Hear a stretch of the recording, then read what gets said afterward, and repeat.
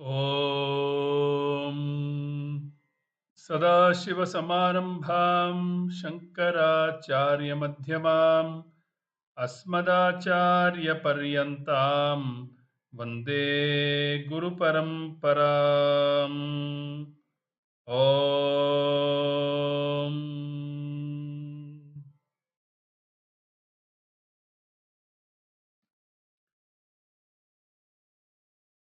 Namaste, all of you. Welcome back to our continuing study of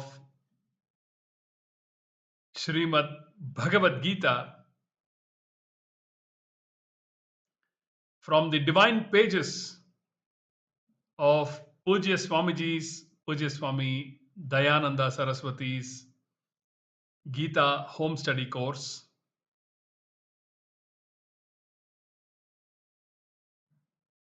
We are in the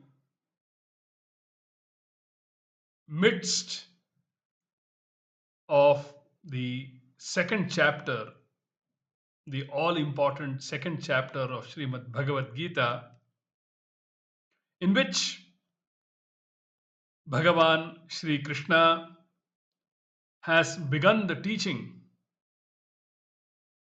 from verse 11 of this chapter as an answer to Arjuna's question or Arjuna's surrendering to Lord Krishna and requesting him to teach him what is good for him.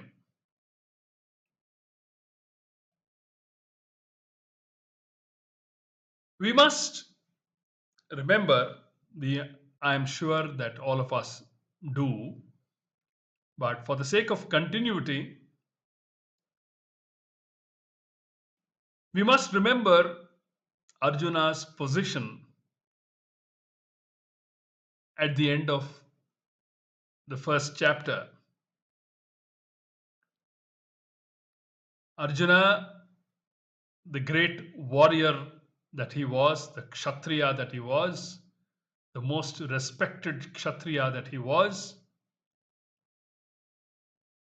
had fought many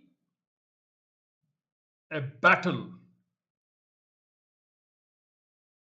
and had emerged victorious from all those battles. He never batted an eyelid while performing his Kshatriya dharma. He never regretted the fact that he was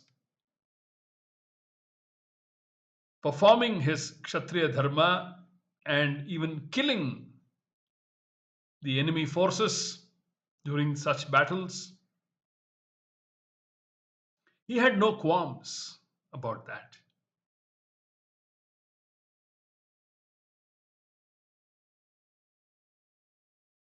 The very same Arjuna, at the beginning of the Kurukshetra war, requested Krishna to position his ratha or chariot in between the two armies that were going to fight out till the last man this bloody war. He requested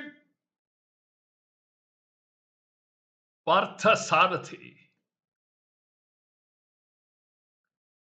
because Arjuna was the Ratha Swami at that stage and Krishna was his Sarathi.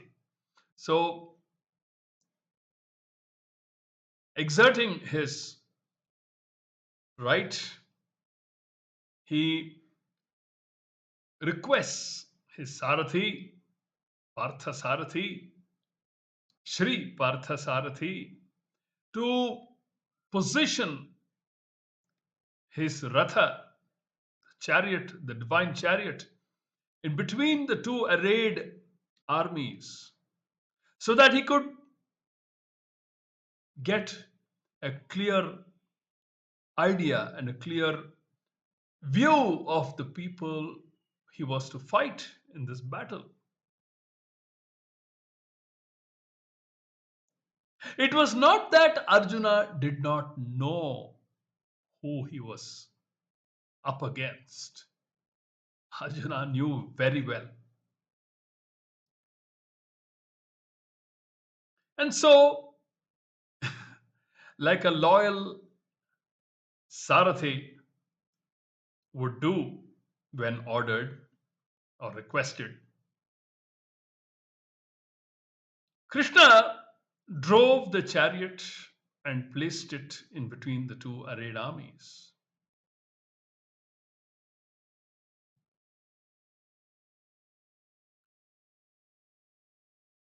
Had Krishna positioned the chariot in front of Karna or Duryodhana,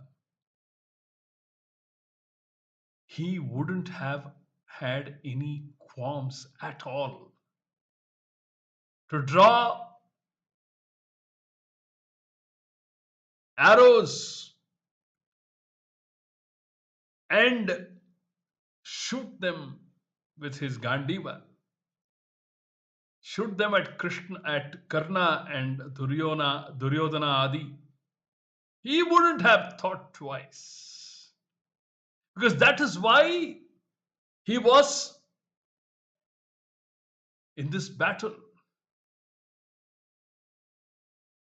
But Krishna plays his mischief here too. And instead of positioning the chariot in front of the Karnas and the Duryodhanas, Krishna positions the chariot in front of a few Kuru elders who Arjuna considered very close to himself and his family. Bhishmacharya, the grandsire, on whose lap Arjuna grew up literally. Then his very teacher, Dronacharya, and a few others whom he respected dearer than his own life. Arjuna sees them all. It's not that Arjuna didn't know that he was to fight with Bhishma and Drona Adi, but something comes over him. He gets overwhelmed in this situation.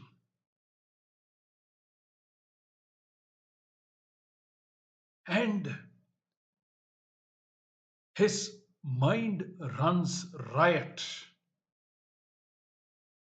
He starts imagining a situation in which the Dronas and the Bhishmas won't be around after the war has been won by the Pandavas. Arjuna somehow knew that the Pandavas, being on the side of Dharma, this being a Dharma Yuddha, he was more or less sure, with Lord Krishna by their side, that they would eventually win this battle, this war. But at the end of the war, he was certain of another fact, that the Bhishmas and the Dronas wouldn't be around with him. And this is where Arjuna starts to become despondent.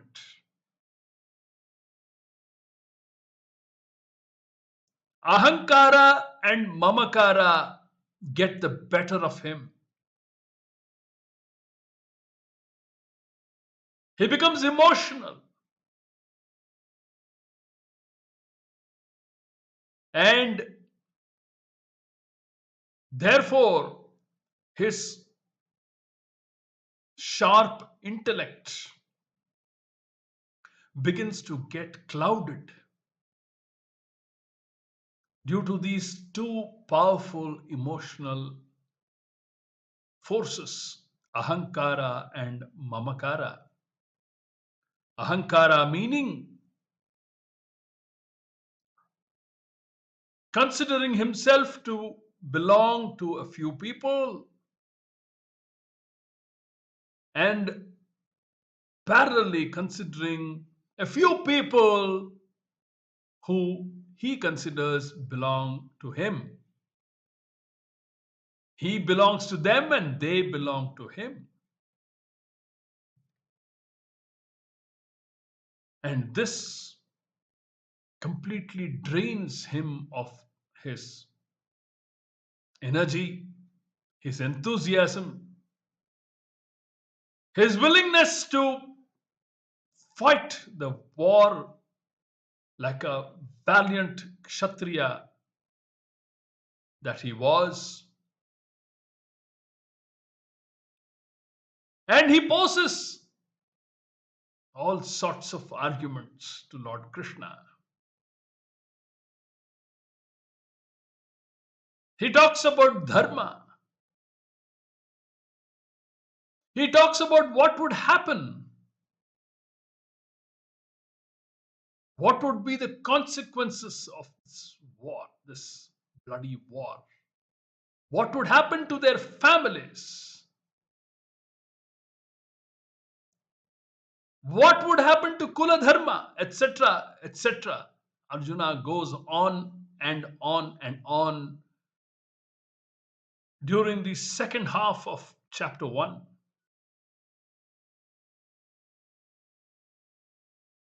Trying his best to somehow convince Krishna with his arguments and hoping against hope that Krishna would accept these arguments.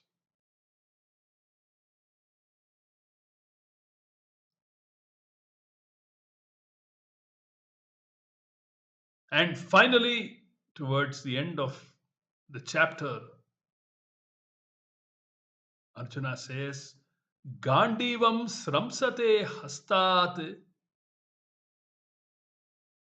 tvak chaiva paridahyate. My Gandiva seems to be slipping from my hands, O Krishna. Tvak chaiva paridahyate. My skin is as though it is on fire. I'm being scorched, both mentally and physically, by these thoughts.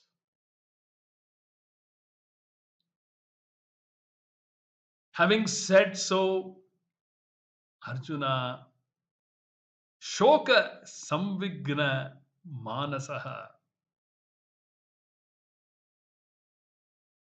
out of immense despondency, sits down on the chariot seat. So the raga, ahankara, mamakara,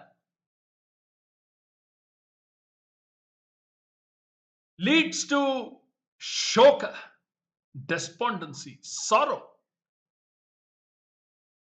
What if I lose them? What if? What if? Overthinking along the wrong lines. And because of ahankara, mamakara, emotional disturbances, moha sets in, delusion. The intellect is completely clouded. The intellect is not allowed to think clearly. Then at the beginning of the second chapter, Krishna asks Arjuna, Kutastva kashmalamidam vishame samupasthitam. How did this unmanliness come over you, O Arjuna?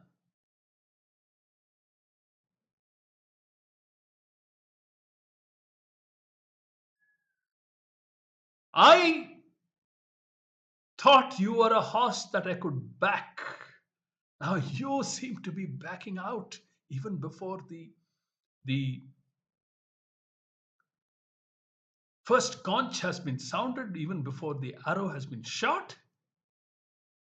Where did this unmanliness come about? Then Arjuna goes on with his argument. He isn't even able to imagine shooting arrows at his own gurus. He wouldn't mind shooting arrows at the Karnas and the Duryodanas and the Chasanas and everybody, all the rogues. But he couldn't reconcile with shooting arrows at his gurus, who he considered not worthy of the arrows, but worthy of flower garlands. So he argues, he continues to argue. Then finally, he helplessly surrenders to Krishna because he had no other choice. He couldn't think of any other paths out of this condition of raga, shoka, and moha. And therefore he appeals to Krishna and says,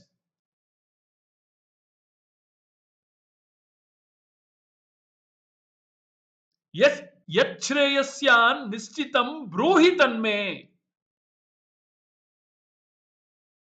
shishyasteham shadhimam tvam prapannam. A very significant turning point verse of Shrimad Bhagawad Geetha, in which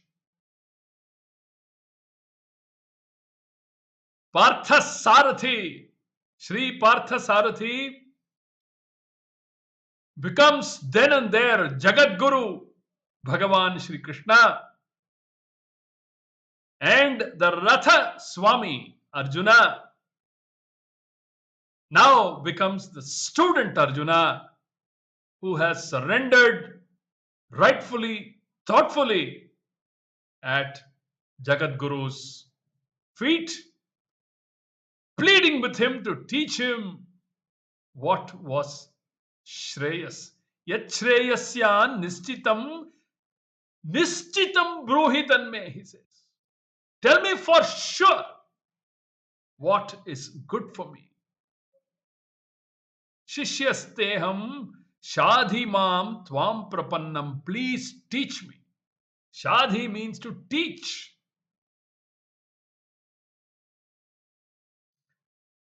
And Bhagavan, being who he was, knew what was good for Arjuna. Although Arjuna didn't know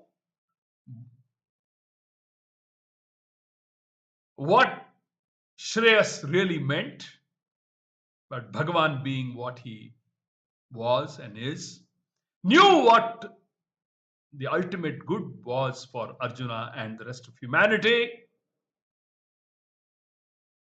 And thus begins the grand teaching of Shrimad Bhagawad Geetha from verse number 11 of chapter 2, in which Bhagavan says, Ashocyanan vasochastvam pragyavadamscha bhashase gataso nagatasomscha nanushocanti panditaha. Lord Krishna begins the teaching, the royal teaching, in this verse, And the teaching will continue up to the 66th verse of chapter 18, when Bhagavan concludes by saying, Sarva dharman parityajya mamekam sharanam vraja aham tva sarva papebhyah mokshayishyami ma shuchah. Do not grieve. Krishna begins the teaching by saying, Ashocyan, do not grieve.